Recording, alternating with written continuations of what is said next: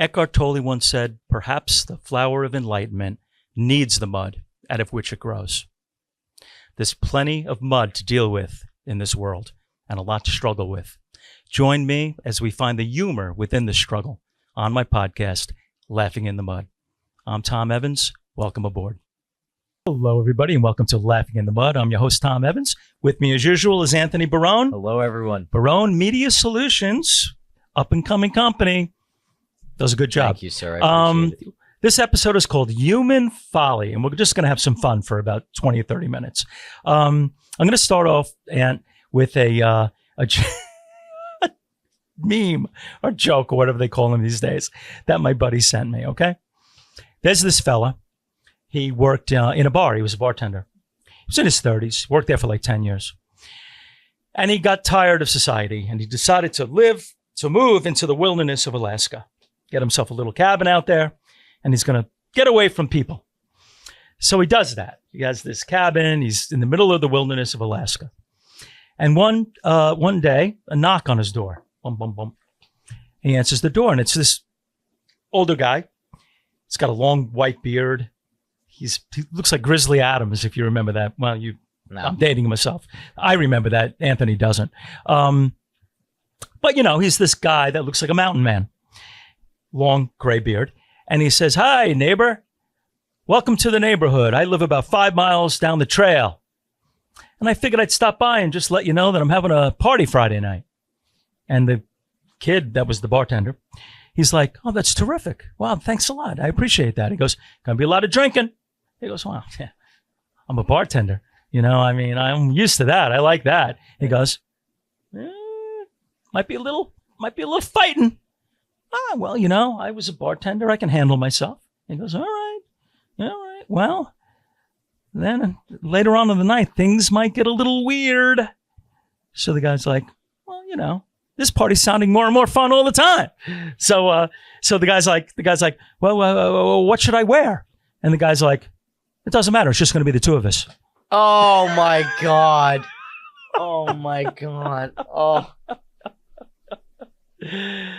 Oh, that's so funny. All right. I'd be scared. I'd be very scared. When I was in the Philippines, when I was about 19 years old, I was in the Air Force.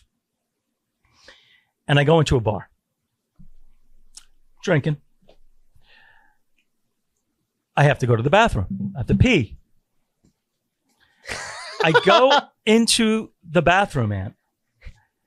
And Did you pee? it's like a long, ovalish pea trough. Oh, I Is that what you hate call it? those. Yeah, Is that what it's called? A pea trough? Yeah, How do you say it? Trow. Pea trough, whatever. But it's worse than that. It's double-sided. No, shut up.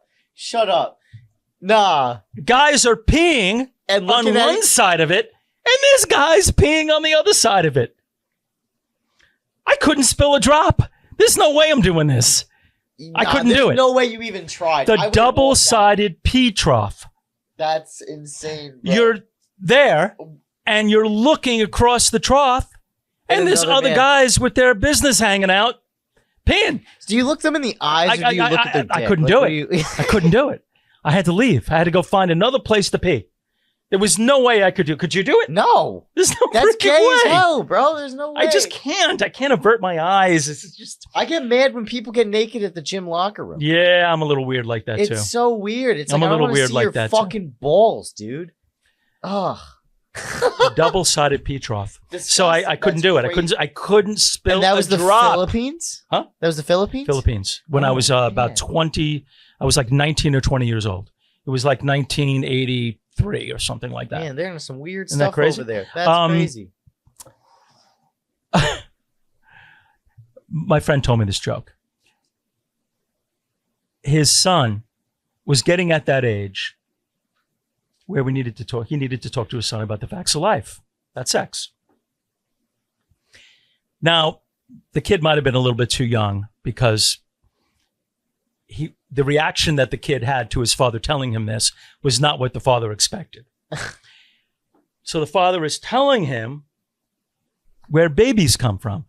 And as he's telling him this, the kid looks like he's just mortified, like, oh my God, that's so gross. That's disgusting. So obviously, he probably wasn't old enough because it becomes not so disgusting later on. Like a year later. Like a year later. Yeah. And the kid says to his father, so you do that. And then mom because he's got 4 brothers and sisters. He's got 4 siblings. And he goes, so then mom can just have babies. And the father explains to him that it's got to be done each time. And the kid looks mortified and goes, you mean to tell me that you and mom had to do that 5 times?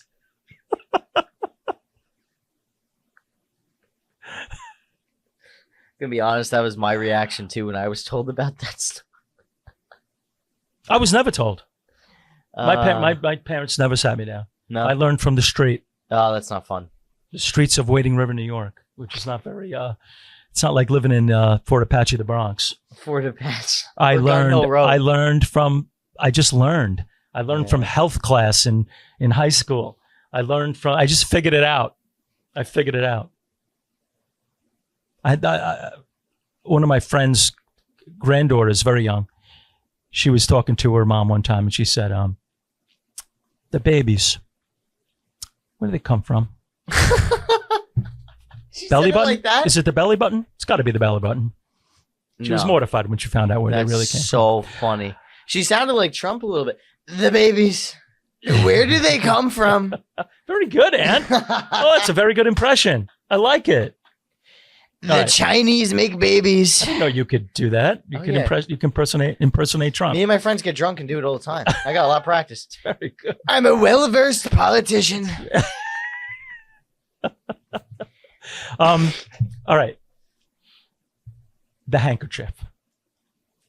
It's full of snot. I will never in my life understand the handkerchief. Yeah. My dad used a handkerchief when I was a kid, and even then, I was mortified.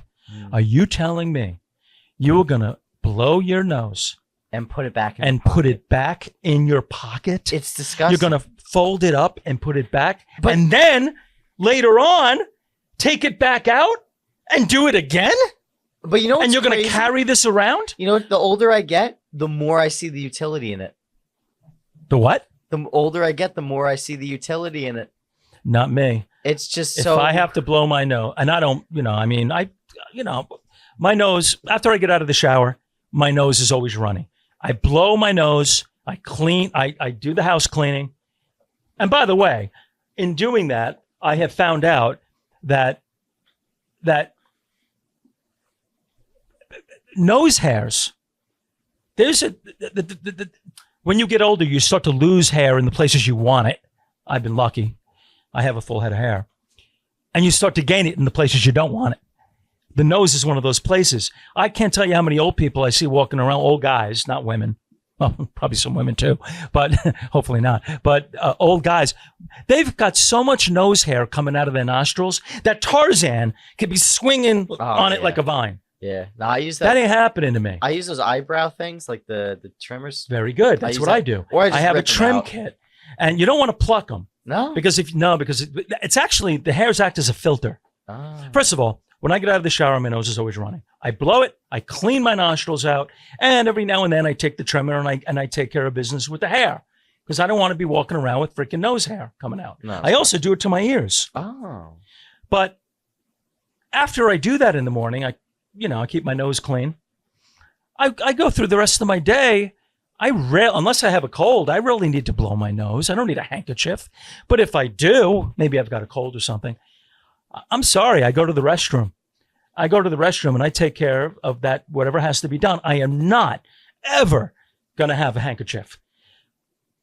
Blowing your nose into something and then carrying it around with you for the rest of the day, no bueno in my book. Ain't going to happen. Ain't going to happen. All right. Fair enough. All right.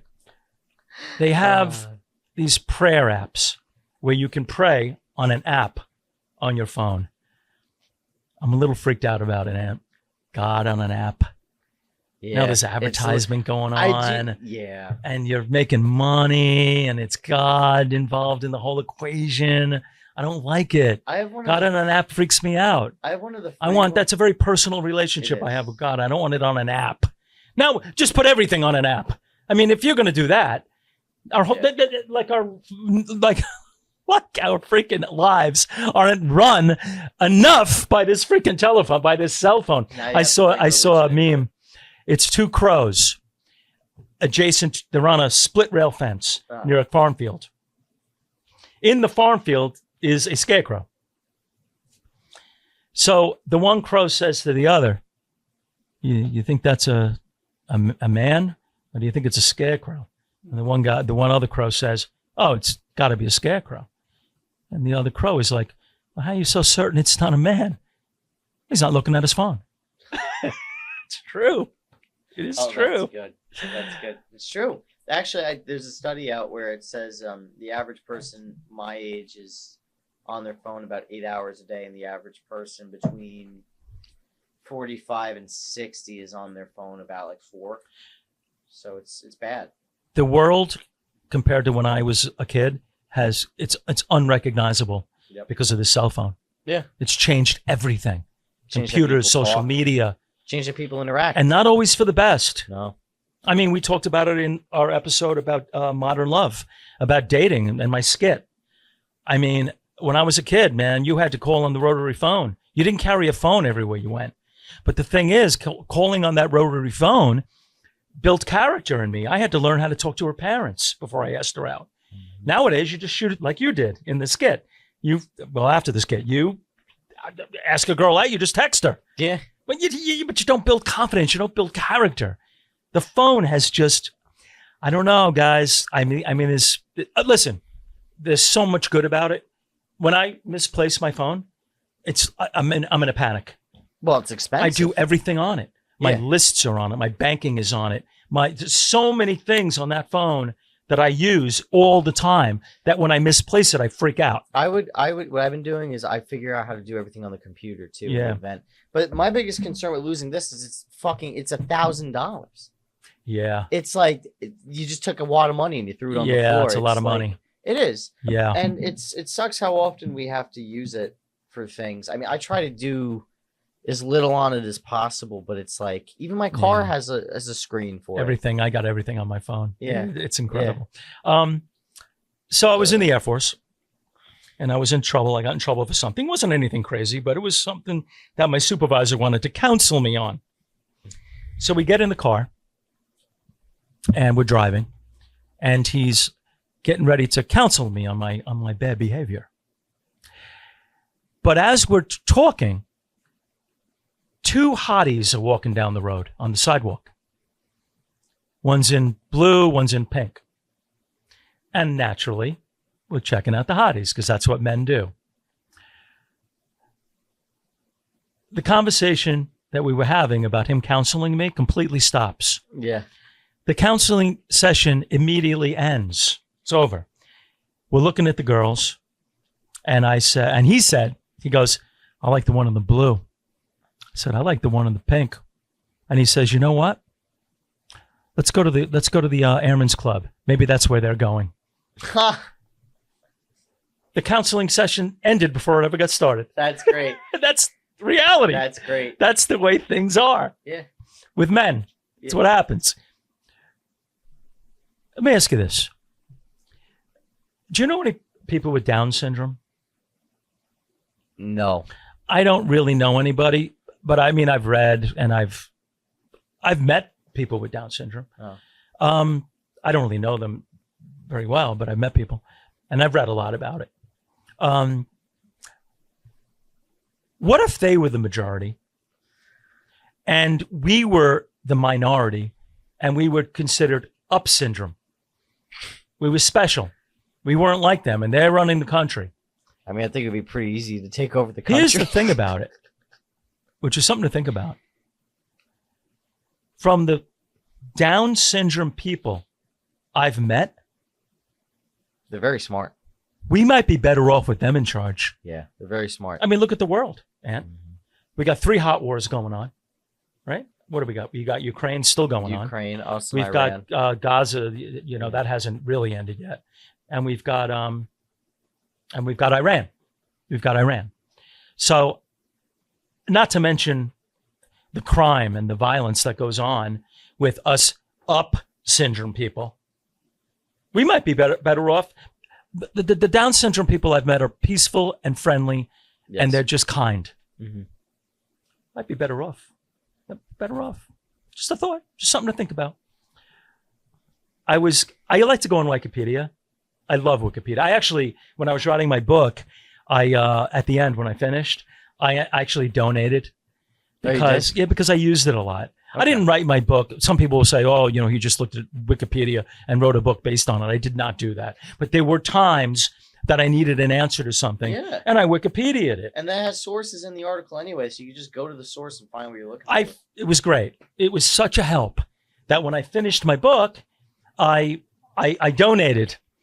I actually, in the acknowledgments of my book, I write on that I finally donated to. I thanked Wikipedia, and I finally donated to it. But a lot of times, because I travel, I do road trips a lot. I love to do road trips, me and my wife. And I like to find different little interesting places to go. And I'll go on Wikipedia on a town. What's it famous for? And there's a lot of times on Wikipedia, when they Wikipedia a town, it'll say notable people. And this troubles me because it means I'm not notable. That bothers me. I might be one day. I doubt it, but you never know. But it was troubling to me. I remember the first time I saw it, and I went, notable people. And it'll be famous people that are from that town. And it occurred to me, oh my goodness, this is kind of sad. I'm living in obscurity. I'm not notable. It might change one day. I mean, who knows? I don't know, but I just found that kind of upsetting. That's what just are they me. notable for? But I'm neurotic. Everybody, if you watch the show, you know I'm a little neurotic. What? Well, what are they notable for? Oh, no, famous like an actor. Oh. Like you might go to a town and this famous actor was born there. I feel like we have a better shot. Or some crazy thing happened and they'll talk about it. I feel like we have a better shot being small town famous people instead of like national famous people. Yeah. That should be everyone's goal, is to be notable in your hometown so they make a Wikipedia about you. Mm-hmm. I hope I get a Wikipedia made about me one day. I'm going to look that up, actually. I wonder if there is. Probably not. It'd be funny, though. I dated a beautiful Ecuadorian girl back in the early 2000s. Wonderful girl. Her parents did not speak English. They spoke Spanish. But they were going to a class called, English as a second language. Okay. And she told me this story. I'll never forget it. Her mom and her dad were there. They were probably in their 60s. After the class had formally ended, they went up to the teacher to talk to the teacher, get to know the teacher a little bit after the class and chat it up a little bit. And her mom was trying to use her English. And she said to the teacher, she introduced her husband. She says, "This is my husband, Manny. He's retarded." He's been retarded for about 2 years now. She meant to say retired, but she said retarded for about 2 years now. And Manny's standing there and he's smiling. Because he can't even understand English. Because he has no idea what she's saying. And this is my... Oh, yeah, that's so funny. Oh, my God. Airlines. When you go to the gate... Oh, my God. They have a scale that you put your carry-on in to make sure that the carry-on, if it fits in there, you're good. But if it doesn't fit in there, you got to check it. They should have a scale right next to it for people's asses, because I am getting sick and tired of sitting on a freaking plane like this, up against the window. Yeah. Because I got somebody who doesn't fit in their seat. Mind you, the seats are like 17 inches across. They're very small. Yeah. I mean, I'm a pretty regular guy. I'm not heavy or anything. But I'm always like this when I'm in the middle, because I don't want to encroach on anybody's real estate that they paid for. But I've had plenty of people encroach on my real estate, whether I'm in the middle, whether I'm on the aisle, or whether I'm at the window. I mean, I'm like that. because this guy's shoulder is taking up 25% of the seat that I paid for. Oh yeah, you fly a lot. I do. I fly back and forth a lot. From Florida to New York mostly. Yeah. Carry-on scale? Ass scale. I want it. Yes. I think you should be banned from flying if you're obese. And like you should be like locked in a camp and forced to like run on a treadmill. We should buy 2 seats.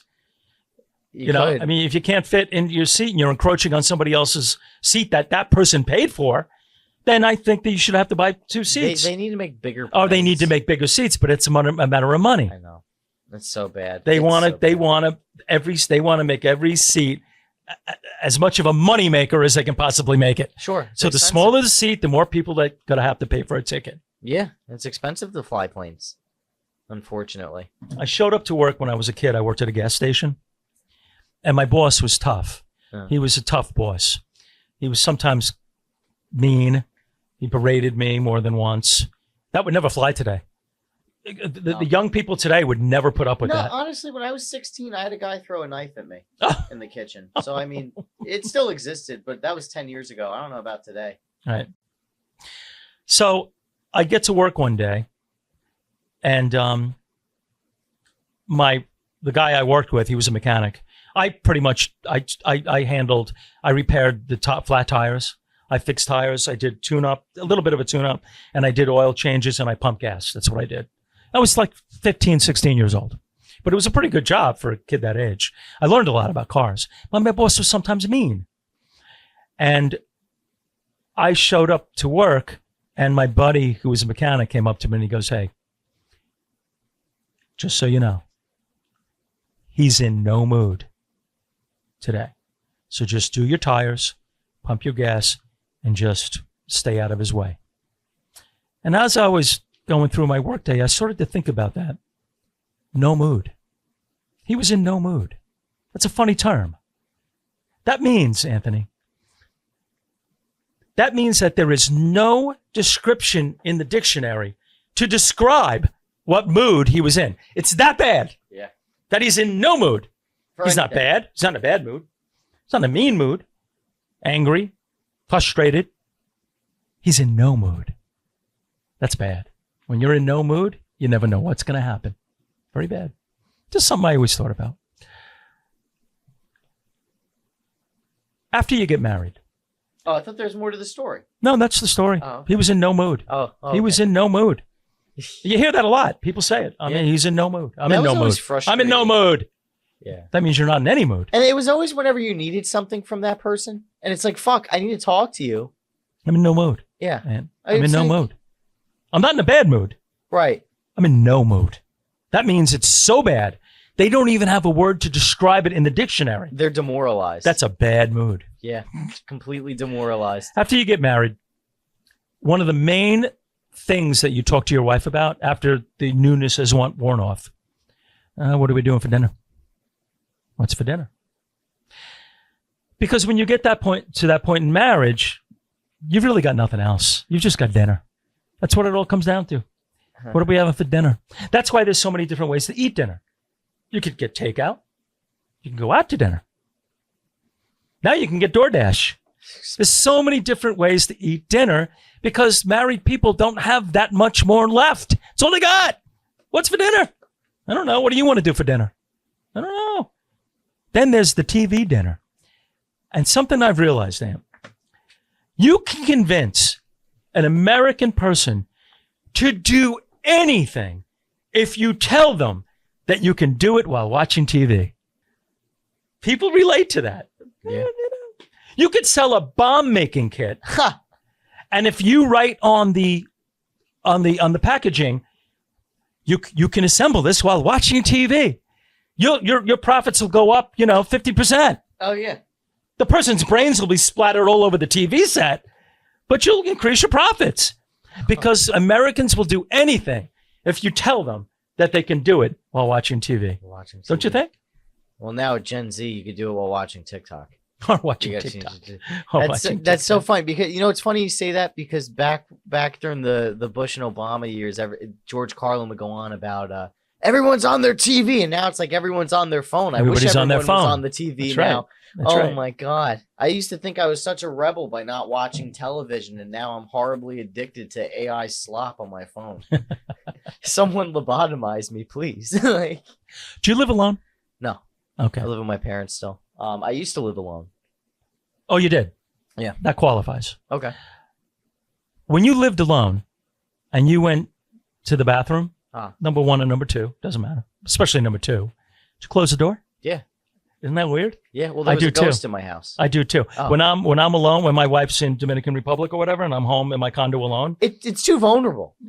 I close the door. It feels Isn't that weird. weird? Because, and here's the thing too. Like, there's two. One, it just feels weird. Like, I feel vulnerable. And two, what if I get in the habit when I'm home alone that I open the door, and then when I move back home or I have someone in the house, I'm just taking a wild shit with the door open, and someone happens upon me. That's terrible. That's biological terrorism, if you ask me. I don't even know if I should say this. I can get in trouble.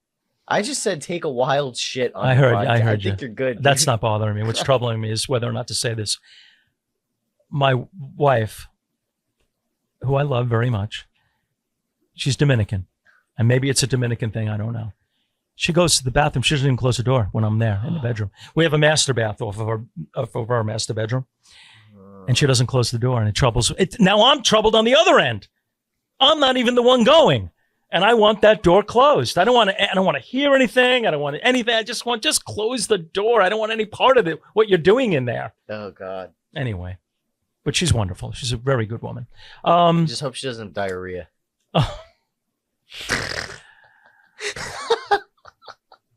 I'm always watching my weight. I mean, I'm 5'8" and I'm 170 pounds. Well, I'm lying. I'm lying right now. I'm 175 pounds, but I should be 170 pounds. I'm always watching my weight. I always weigh myself before I get in the shower because I want all my clothes off. I don't want any extra weight that I don't have to, it's not my weight. It's clothes. So I weigh myself naked. I got on, every now and then I find myself getting on the scale, and you know what I do? Hold my stomach in. Makes absolutely no sense at all. That's so fun. I've actually started to watch my weight. stomach in I do while that on too. this, as if that's going to somehow make the fix weight it. less. I do the same thing as you. Because I was 170 pounds about 6 months ago when I was bulking, Right. and I was eating like 4,500 calories a day. And How much did you weigh?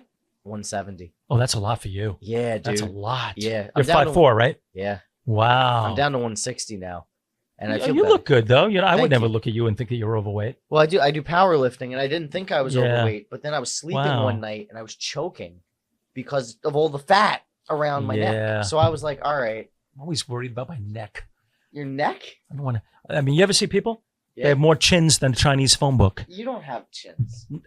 Sometimes if I go like this, I do. Well, that's And I don't everybody. like that. That's everybody. It bothers even me. Even I have that.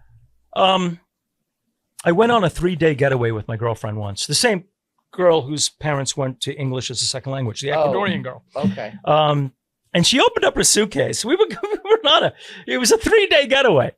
She had so many bras in there that I said to her, "My God, what are you crazy? There must be 11 or 12 cups in there." And you know what she said to me without hesitation? She goes, "Probably 12. Think about it. 11?" Oh. She goes, "Probably 12." It's probably an even number. Have you ever seen That's funny. the advertisements for Sandals Resorts? Yes. Clearly, we are not good looking enough to go to these resorts. Everybody is so good looking. The women, and sometimes the resort, whatever resort it is, they bring their kids, and the woman's popped out 2 or 3 kids, and she's stunning in a bikini. And the guys, good shape. Even the older guys, my age, I'm 63. They're tall, they're trim. They got that white linen shirt on. They got the gray hair. They still have all their hair, and they got the gray hair, and it's a little long in the back, and and it's all combed nice, and they're tan, and they're wearing the either shorts or nice white linen slacks, and everybody's so happy and so perfect. I'm intimidated. I can't go to sandals. I mean, I'm not good looking enough for that. You're at the age now where if you started blasting D-ball and going to the gym, I mean, you wouldn't die early. So I mean, you could just abuse steroids. And The reality of it, though, Ant, is I've gone to places like this. It's not that. You get there, like on these cruises. I don't like cruises very much. I don't like that. There's always diseases popping up, and there's rogue waves and people. I just don't like cruises. Pirates. Yeah, I don't like it. But when you go on them, the people who are on them do not look like the people on the commercial. Not even close. No. They are. I mean, you get these people who are totally out of shape, and they're all kind of cramming in to try to get their spot at the freaking buffet, or whatever. They herd people in for food like cattle, and like this, and they're bouncing you, elbowing you to try to get to the food, and they're totally overweight and out of shape. Nothing like the commercial that you see for these cruises and these vacations. Yep. Finally, we are poisoning our kids with this. Have you been in the cereal aisle at a King Colin or a grocery store? I don't go in there anymore. They have actually got cereal that's mini chocolate chip cookies, and they call it cereal. You just add milk. That's how bad it is. The sugar content in these cereals is off the charts. No wonder these kids can't pay attention, deficit or attention deficit, because they're all loaded up with the sugar when they go to school. When I was a kid, my favorite cereal was Lucky Charms. You had mostly oats and then a few charms. Yeah. But over the years, you're lucky if you get one. Bingo. Over the years, they have added more and more charms. And of course, charms are the things that contain the sugar. Mm-hmm. The little treat that I used to get every now and then. I'd have 20 oats, I'd get a charm. You were lucky to get a charm. Now you're lucky to get an oat. And that's all I'm going to say about that. It's true. Now it's you're so lucky true. to get an oat. It's so because true. we're freaking put so much sugar in this stuff. We're killing these young kids. That's going to do it for us. Hope you enjoyed our Human Folly show. Just a few funny stories. Don't forget to check out my website, laughinginthemud.com. And if you want, you can check me out on Facebook, Instagram, and my YouTube channel. Thank you for watching Laughing in the Mud. And like my mom always said, if you don't laugh, you cry. Have a great week, everyone.